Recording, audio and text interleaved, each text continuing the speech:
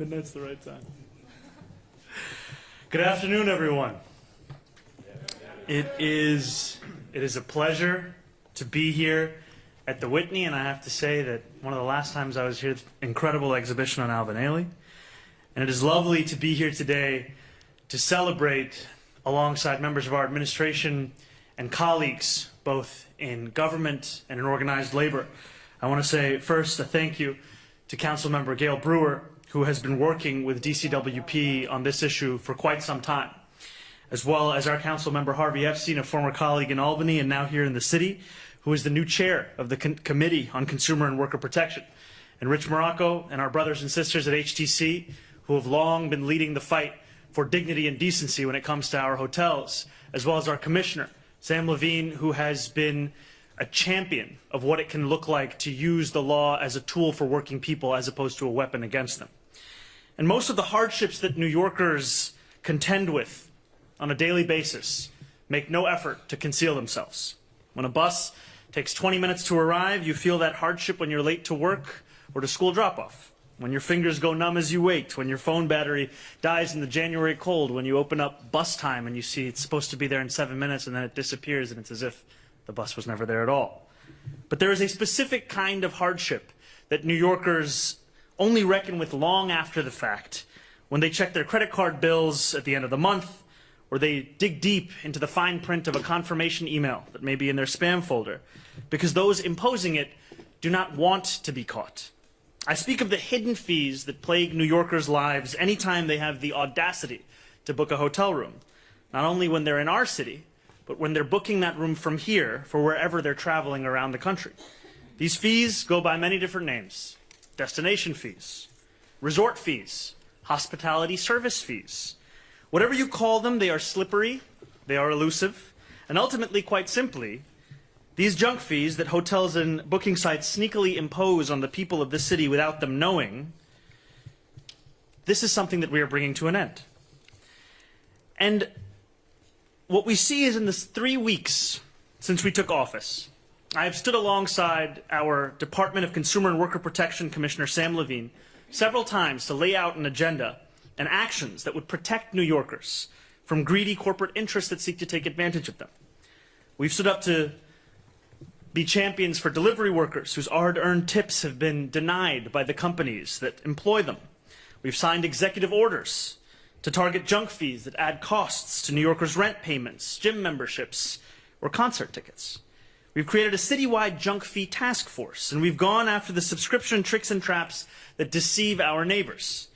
Today, we are taking the next step in our efforts to stand up for workers and consumers as we announce DCWP's final rule banning junk fees on hotel stays. While this is built on the great progress achieved by the FTC at the national scale, our rule goes one step further, requiring transparency on mandatory credit card holds and deposits. This will protect New Yorkers when they make bookings both here in our city as well as when they travel across the country. And it will keep costs down too for those visiting our city, whether they're coming from the other side of the country or from just across the river to visit the Whitney.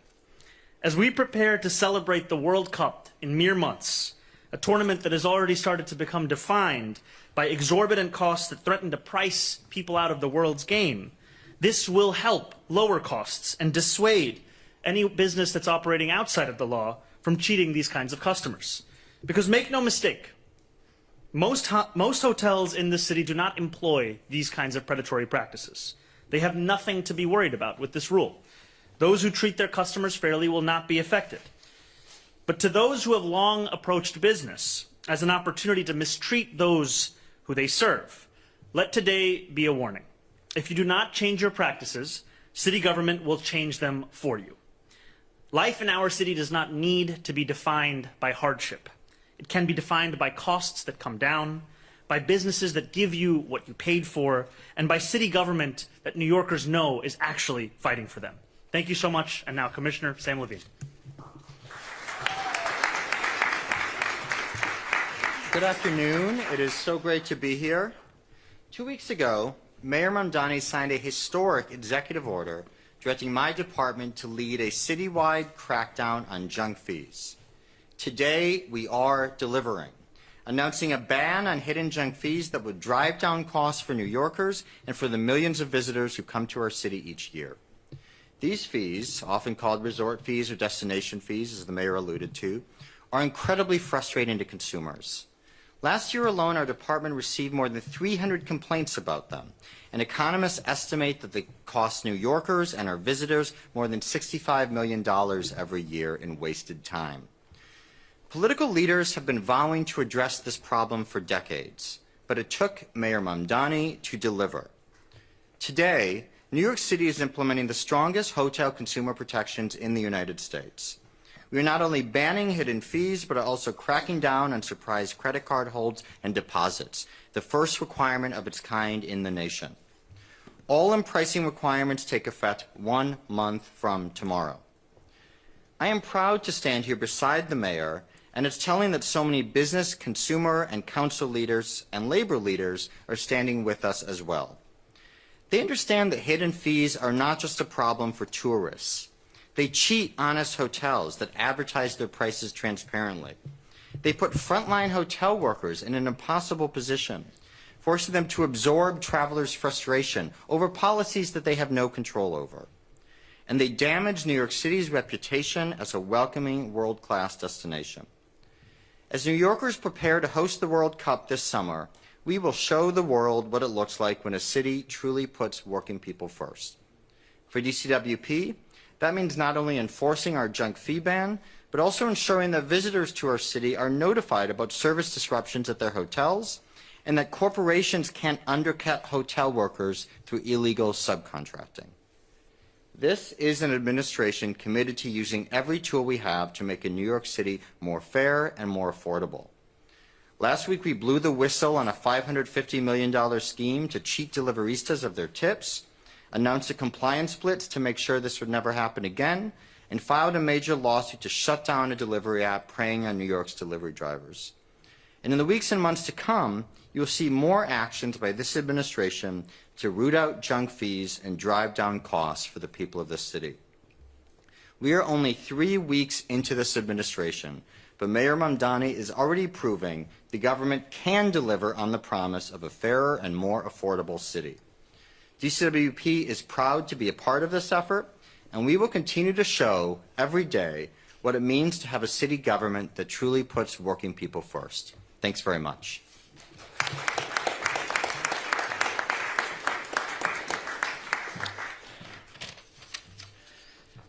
Good afternoon, everyone. My name is Rich Morocco, and I'm the president of the Hotel and Gaming Trades Council. And as someone who has the privilege of representing 40,000 New Yorkers who work in the hotel industry, I am genuinely excited to be here today. Because we, today is not just about announcing new DCWP policies. It is about unveiling a reimagined DCWP under a Mamdani administration. Look, the Department of Consumer and Worker Protection may be the most important city agency that New Yorkers have never heard of. You know, its core mission, as its name implies, is to protect working New Yorkers and New York consumers from those predatory corporations that seek to line their own pockets at the expense of the most vulnerable of us. But for years, DCWP has been a sleeping giant. No longer. Under the Mamdani administration and with Commissioner Levine, that giant has awoken. Their commitment to creating a DCWP that actively enforces consumer and worker protection laws, and their plan for an agency that both has the will and the ability to go after corporate lawbreakers is a beacon of hope to everyday New Yorkers. It demonstrates in the starkest terms that this administration intends to put working New Yorkers first, and that it has the courage to go after those powerful corporate interests that seek to take advantage of them. And nowhere is that need for protection more acute than it is in the hotel industry, because both consumers and workers are often victimized by those practices that are both unique to, but all too prevalent in the hotel industry. And it's not just practices like those junk fees that catch guests by surprise when they open their bills.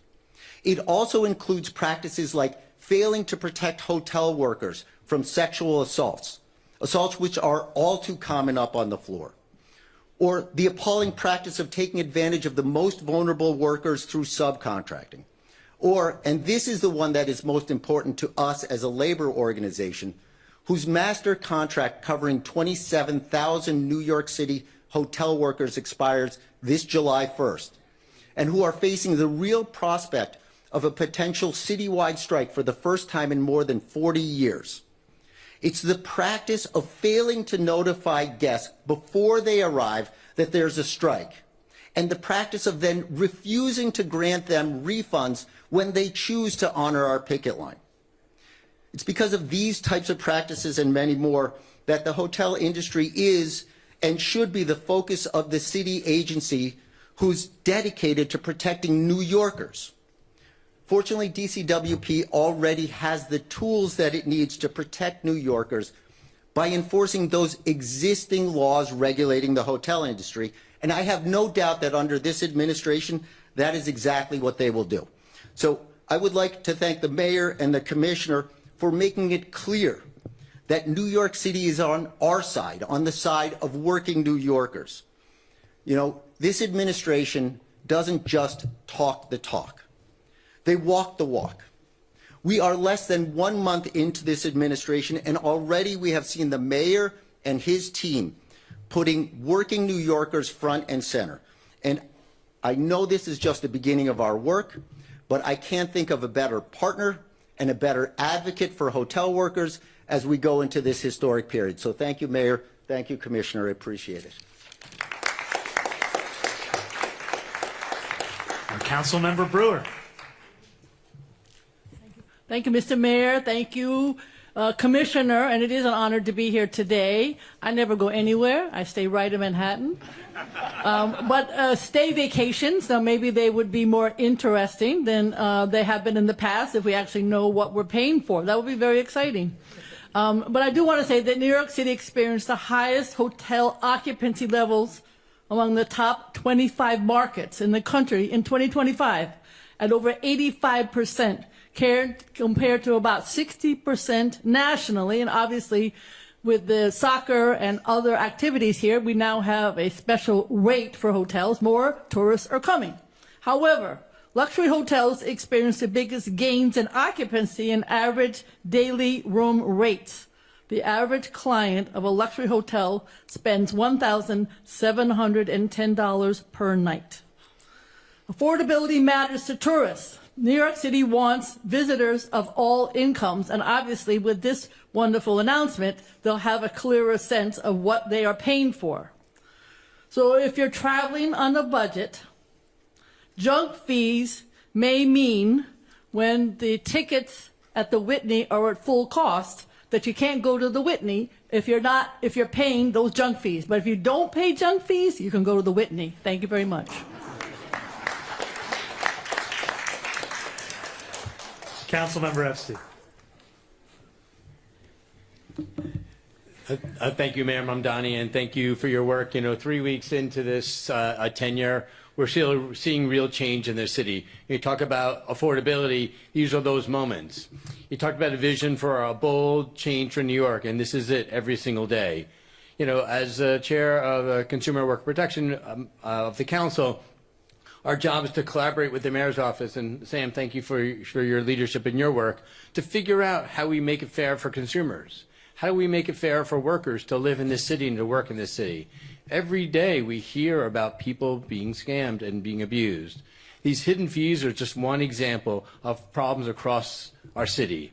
And we have the opportunity now, with a bold new vision, and a mayor who's unwilling to back down from powerful interests, willing to take risks, and willing to stand up, to say, this is the New York we believe in. This is the New York for all of us. And that's what these fees are about, saying, hey, if you're buying tickets here or coming here, we want to make sure that you're clear about these costs and those opportunities, as well as working with HCC Protect, the tens of thousands of workers who are in those hotels, to make sure they have good, solid, union-paying jobs and have a fair opportunity to stay in those hotels and not be harassed. Across the board, this is a win for New Yorkers. This is the future of what New York looks like. And 3 weeks in, if we continue, and I know the mayor will continue to focus on affordability, this is what changes it for New York. This is what makes it available for folks, for my children who are afraid they won't be able to live here, or for other people's children. This is the New York for all of us, and we need to make sure it happens. This is a critical step to say we're not going to back down to whatever those interests are to make sure New York becomes more affordable for all of us. Thank you.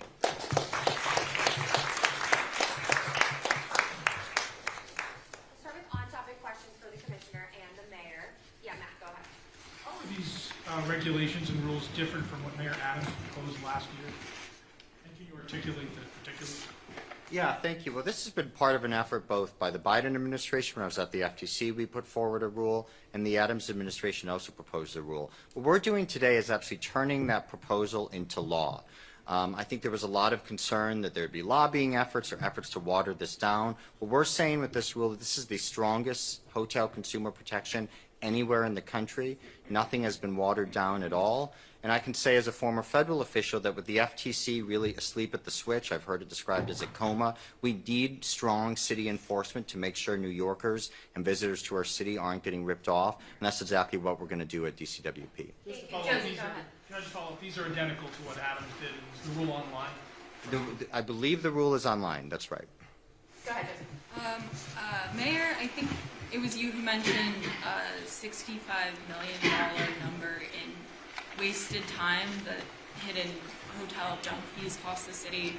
I know you've also promised to expand DCWP's budget by the same amount, $65 million. Is that a coincidence? Yes, it's very much a coincidence. The money that we are saving New Yorkers is money that's going back into their pockets. And the money that we've spoken about with DCWP is money that is to be funding the agency's work. And we'll be giving more specifics as we get closer into the budget process. Yeah. My second question. Sorry, my second question is, how do you feel about We're just gonna go. dining with Sid Rosenberg, right-wing radio? We're going to go to off-topics in a second. Miles, go I'll come back to you for the off-topic.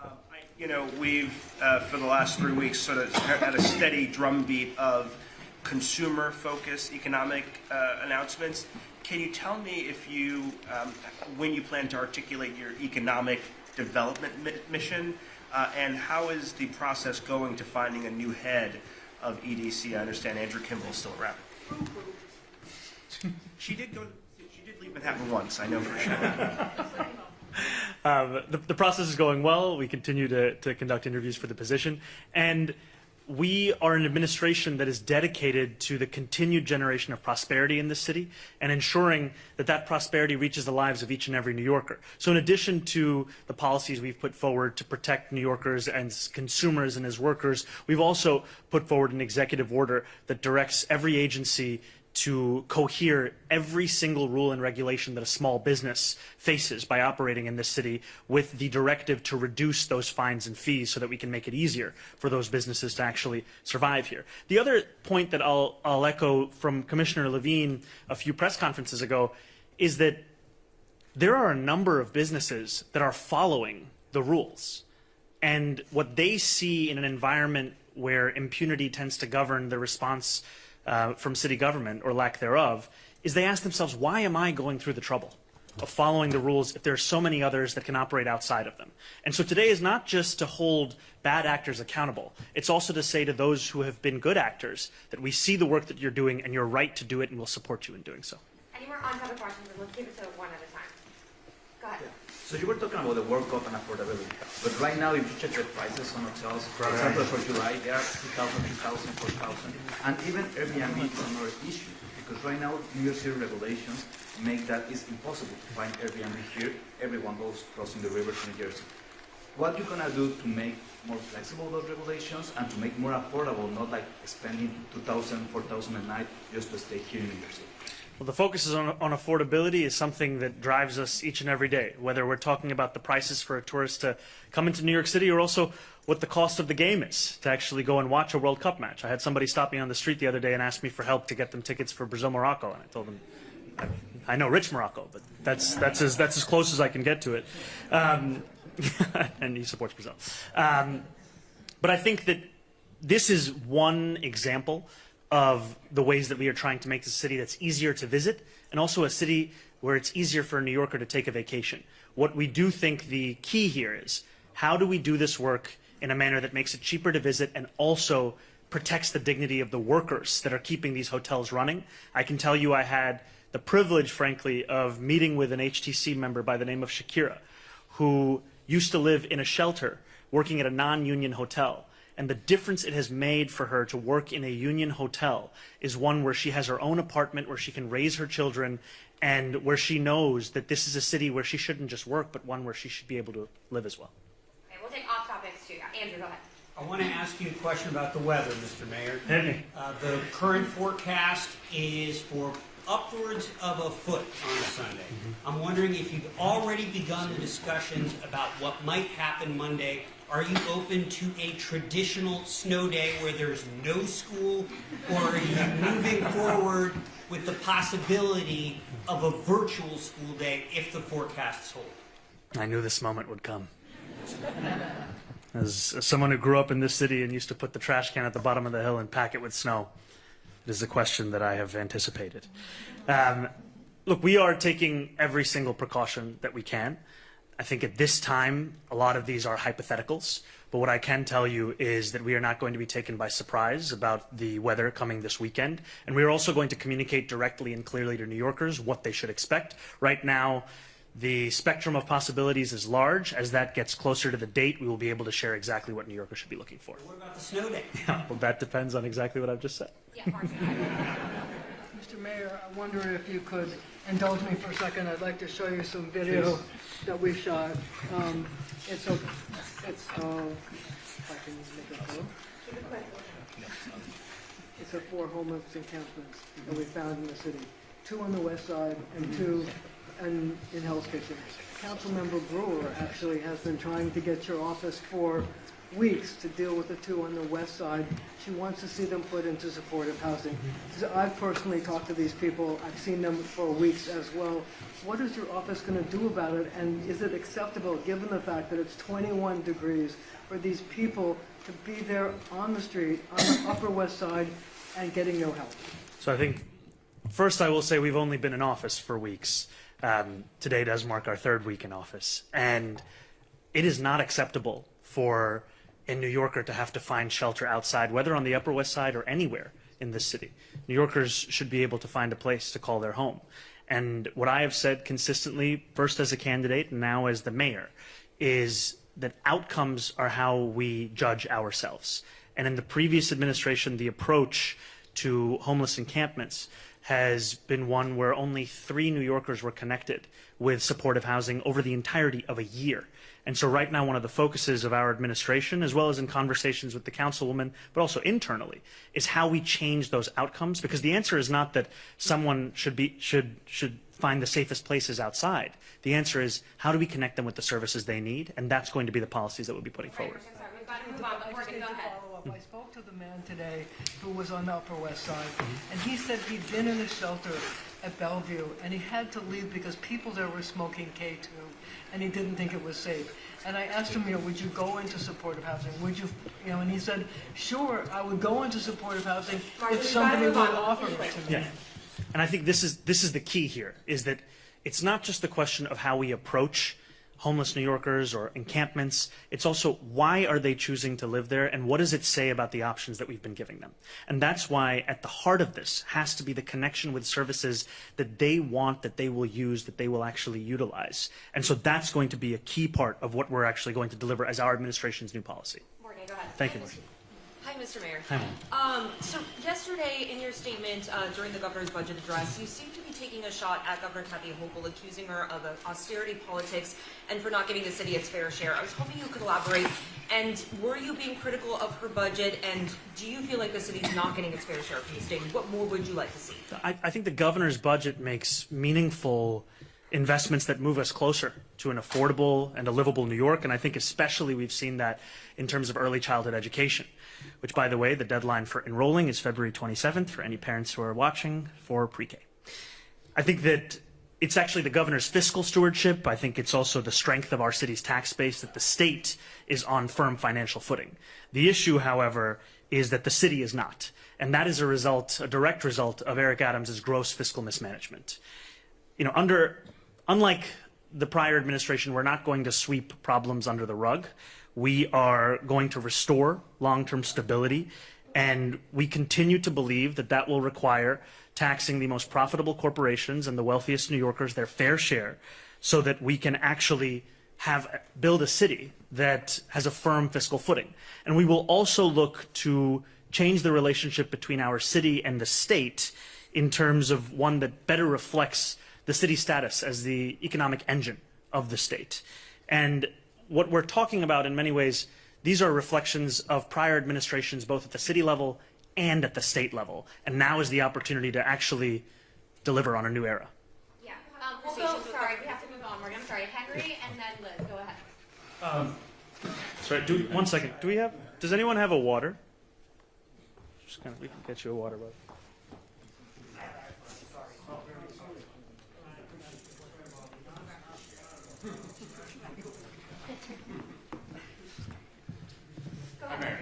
And if the question gets tough, just help me out again. Hi, Mayor. Hey, how's it going, man? I'm actually following up directly on Morgan's Please, question. yeah. So we talked last week when the report came out, and you just kind of alluded to it about the $2 billion budget deficit and $10 billion in the next out year. The budget is out. There is no millionaires tax. There is no corporate tax. Are you at this point, and I know you don't want to do cuts, you've said as much, but at this point, is your Office of Budget preparing potential pegs in case the money doesn't come through? Our administration is preparing to make the case that it is the time for New York's most profitable corporations and wealthiest residents to pay their fair share. And I also was speaking about the relationship between the city and the state. To just put it into exact terms, the city makes up 54.5% of the state's tax revenue. It receives 40.5%. This is a reflection of then Governor Cuomo's decade-long effort to shift cost burdens from the state to the city. And so what we are looking to do is to tackle long-standing fiscal issues that both have to do with the need for more revenue from the highest earners, but also the relationship between City Hall and Albany. So you're Liz, not go ahead. preparing cuts just in case behind the scenes at this point? To be clear, that's not an order you've given I think he your answered the office? question. Liz, go The ahead. order is to continue to make the case. Thank you. Thank you. Mr. Mayor, Hey, Liz, how's it going? there was a New York Times story yesterday that reported that your aides in December privately told the governor's team that they were willing to set aside the demand to tax the rich and wealthy corporations if you got the money for childcare. Can you confirm if that's true and elaborate what your position is to the governor on that? I'll say it again. I continue to believe that now is the time to increase taxes on the most profitable corporations that do business in New York and the wealthiest residents that call this city home, so that they pay their fair share, so that we can create a city that delivers for all of us. What we are talking about here is New Yorkers who make $1 million a year or more, increasing their personal income taxes by 2%. I spoke to one New Yorker just the other day who identified themselves as making more than $1 million. They said, "Is it true you want to increase my taxes?" I said, "Yes." And they said, "Why? How much is it going to be?" I said, "It's 2%. It's $20,000 additional in tax." They said, "That's all?" And I said, "Yes." And I think part of this is that there is a lack of understanding as to what exactly it is that we're talking about, and also that this has to be one part of proving to New Yorkers that every dollar they give to the city is a dollar they're going to see back in services. Because just as much as I care about public goods, I care about public excellence. I want to make sure that you can look at your tax dollars going in and you can see them coming back in the form of a quality of life that is unparalleled in this city and in this state and in this country, rather. So are you disputing the Times story? I'm very clearly continue to be supportive of taxing the wealthy. Yeah, Mr. Mayor, the Detectives Union just issued a statement. They said that the officers that were on duty that saw treatment at Langone Cobble Hill were met, and I'm reading, with rudeness, disrespect, and a lack of basic professional courtesy by hospital administrators. What is your understanding of what happened there, and why was there such an issue in providing them medical assistance? That's the first that I'm hearing of that, but that's something that I'll follow up on. Thank you for flagging that. Mr. Mayor. Hi, Cecilia. How are you? I'm good, thank you. Do you have an update update on the appointing of a new DOC commissioner? And has the upcoming appointment of a remediation manager or receiver made that hunt more difficult? So we do not have any additional personnel announcements at this time, but we will make those public as soon as we do. We are conducting a number of interviews for positions across the admin and are very excited, frankly, by the team that we're building. On the latter, has that made it more complicated, the fact that there is going to be a receiver likely appointed? No. Thank you. Josie, go ahead. Hey, Yes, my previous that question, yes. how do you feel about your police commissioner, Jessica Tisch, dining with right-wing radio host Sid Rosenberg last night? I can tell you that of all the questions that I ask my police commissioner, who she had dinner with the night before is not one of them. And the focus that the two of us share is on delivering public safety to each and every New Yorker, and that's the work we continue to do. And do you have an update on replacing Zach Iscol? I know it's previously mentioned there's a snowstorm coming this weekend. Is there more urgency in cementing ahead for that agency? So I'm incredibly grateful for Commissioner Iskel's service and the work and dedication that he has done in preparing New York City for everything from extreme weather to fires. And I can tell you that in just the first days of being the mayor of our incredible city, there were 2 5-alarm fires consecutively. And each time that I got to the scene, I found Commissioner Iskel there.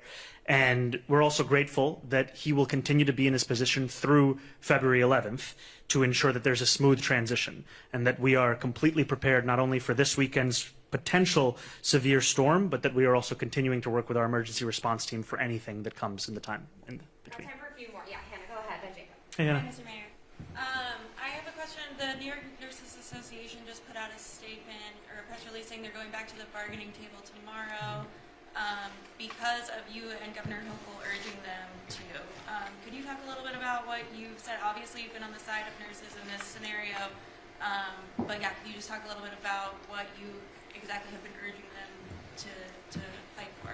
Well, I'm very heartened by the news, and each and every day that I've been at the picket line or spoken about the strike, I've always encouraged a swift and immediate resolution to the strike. And also recognizing the incredible work that nurses do in this city.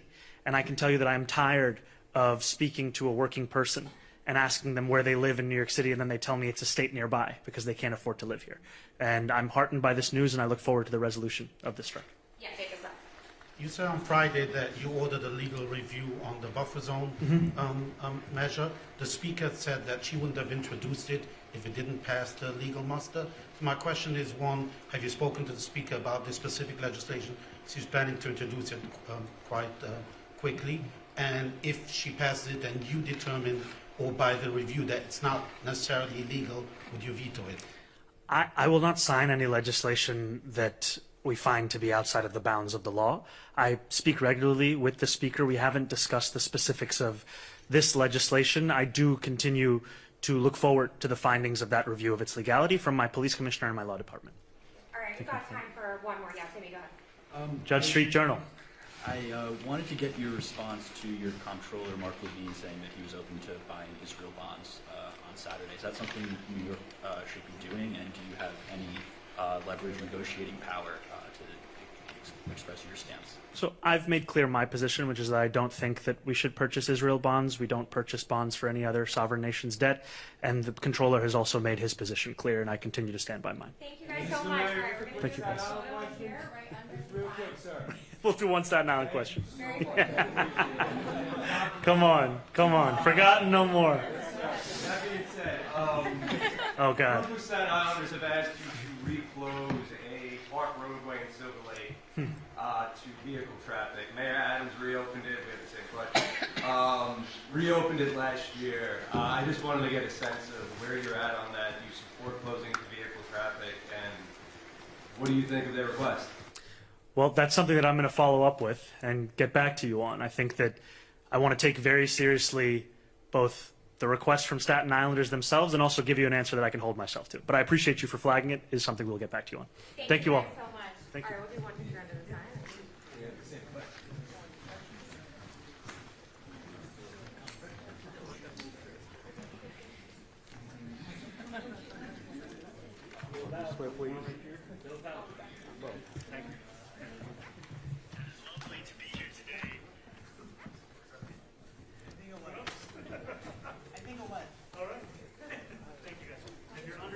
live. Whitney's free.